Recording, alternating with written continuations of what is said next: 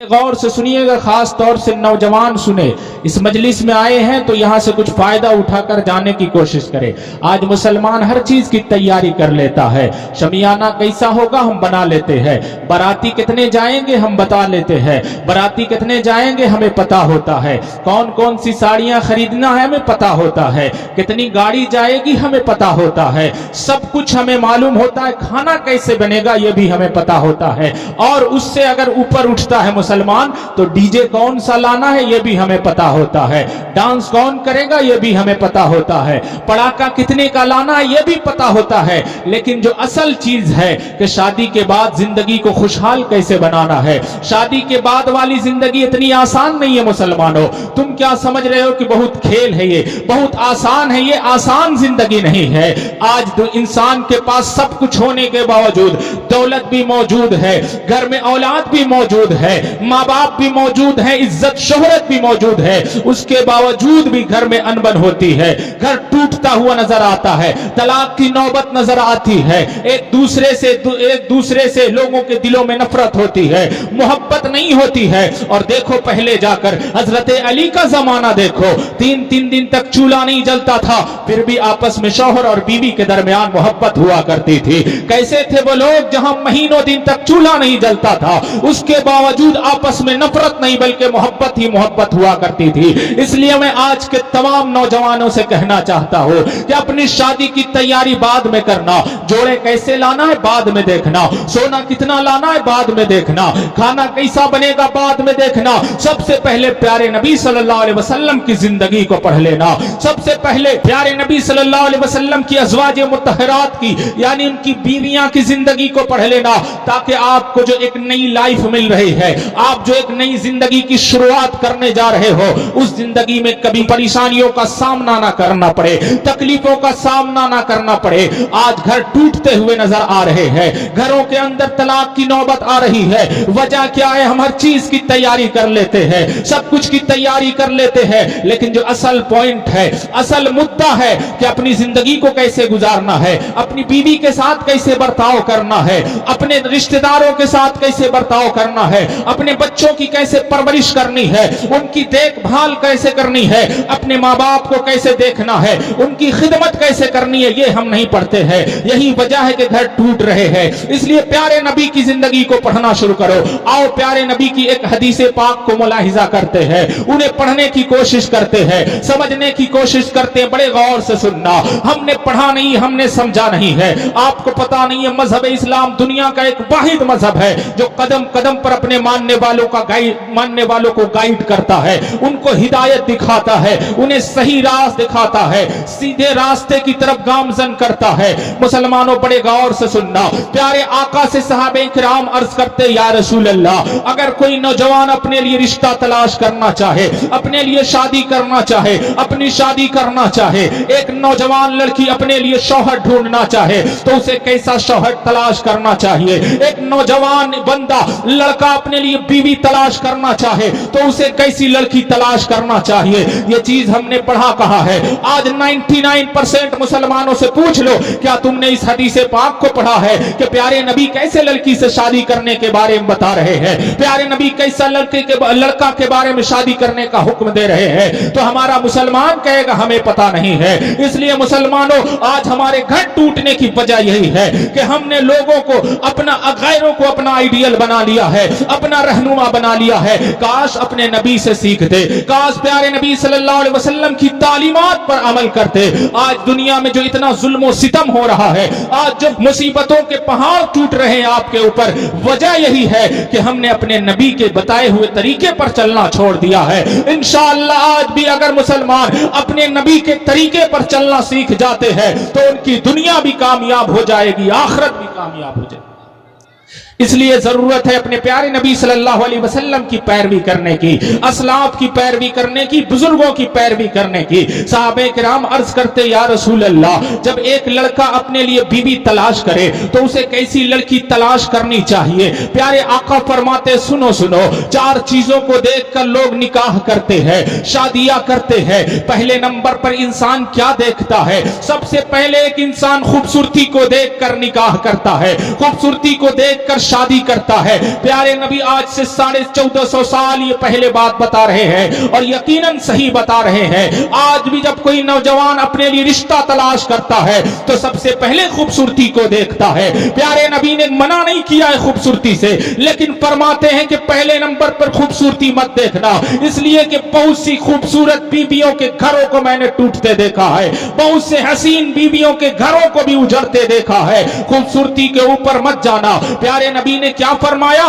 कि लोग खूबसूरती को देखकर निकाह करते हैं। पहले नंबर पे किस चीज को देखते हैं? खूबसूरती को देखते हैं। दूसरे नंबर पर आका फरमाते हैं लोग मालो दौलत को देखकर निकाह करते हैं, बैंक बैलेंस को देखकर निकाह करते हैं, लड़की की जायदाद देखकर निकाह करते हैं कि उसके पास रुपया कितना है, उसके पास बैंक बैलेंस कितना है, उसकी जायदाद कितनी है, उसकी दौलत कितनी है। प्यारे आका फरमाते हैं खूबसूरती देखकर मत जाना, जायदाद देखकर मत जाना।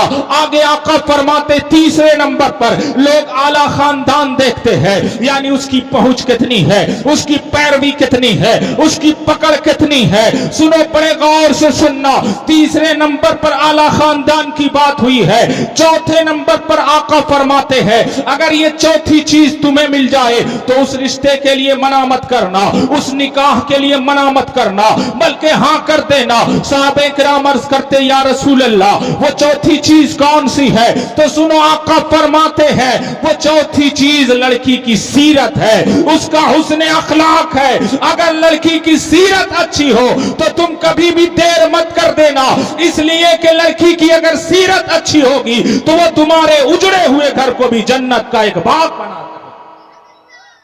तो प्यारे आका सल्लल्लाहु अलैहि वसल्लम ने क्या फरमाया? सीरत को देखना है, सूरत को नहीं देखना है। सूरत बाद में है, अगर सीरत के साथ साथ सूरत भी है तब अच्छी बात है। ऐसा नहीं है कि मना किया गया है कि सूरत रहनी नहीं चाहिए, नहीं, ऐसा नहीं कहा गया है, बल्कि पहले नंबर पे सीरत, उसके बाद सूरत हो तो अच्छी बात है, अल्हम्दुलिल्लाह, अल्लाह का करम है। पहले नंबर पर सीरत हो, उसके बाद अगर अल्लाह ने दौलत दी है तो कोई गलत बात नहीं है। पहले नंबर पे सीरत हो, उसके बाद अगर आला खानदान है तो कोई गलत बात नहीं है। लेकिन सबसे पहले क्या देखना है? सबसे पहले सीरत देखनी है। वजह इसके पीछे क्या है?